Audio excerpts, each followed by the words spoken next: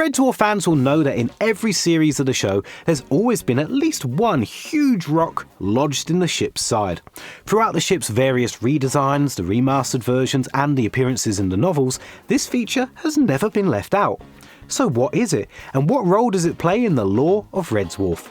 Well, greetings fellow dwarfers, welcome to this quick facts video.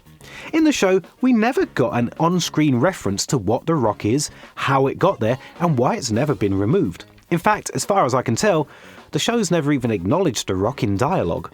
However, the first Red Dwarf novel, Infinity Welcomes Careful Drivers, does give us some details about that huge appendage when Lister first gets to look at the small rouge one from the outside. A huge, shadowy carbuncle jutted out a mile or so from the red monster's belly.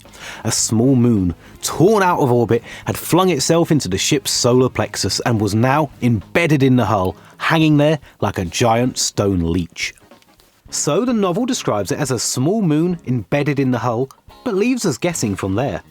As for the version in the TV show, one of our best resources is Red Dwarf co-creator Rob Grant's thoughts on it that he shared in one of the recent Red Dwarf Quarantine channel commentaries, where he said, somebody asked about the asteroid on the side, and that was a deliberate thing.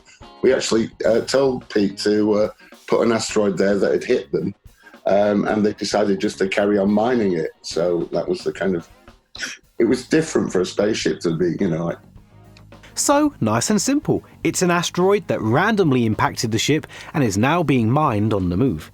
However, this really only applies to the original Series 1 to 5 version of Red Dwarf, and perhaps the later Series 10 version onwards, because in Series 8, the ship got a total makeover, which quite literally framed the asteroid in a whole new light, as not only do we now suddenly get two asteroids, but they were literally framed by part of the ship's structure, looking like they'd been put inside of some bay doors. This makes it seem that far from being random collisions, it looks like both asteroids have been intentionally brought on board to be mined on the move. The Back to Earth version of the ship also looks kind of half and half like the Series 8 version where we get a small asteroid that looks like it was deliberately brought on board, and half like the original version where there's a larger one that looks like it might have impacted the ship. So what's that rock on the side of Red Dwarf?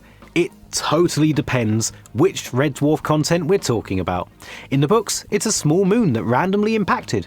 In Series 8 and Back to Earth, it seems to be an asteroid deliberately brought on board for mining, whilst in Series 1 to 5, it's an asteroid that randomly impacted the ship, got lodged, so to make the most of a bad situation, the JMC chose to mine it as the ship flies along. Ultimately, the rock seems to be more of a visual element and a recurring joke than a critical plot point in the lore of Red Dwarf, though I think an army of fans, myself included, would be crying foul if it ever failed to appear.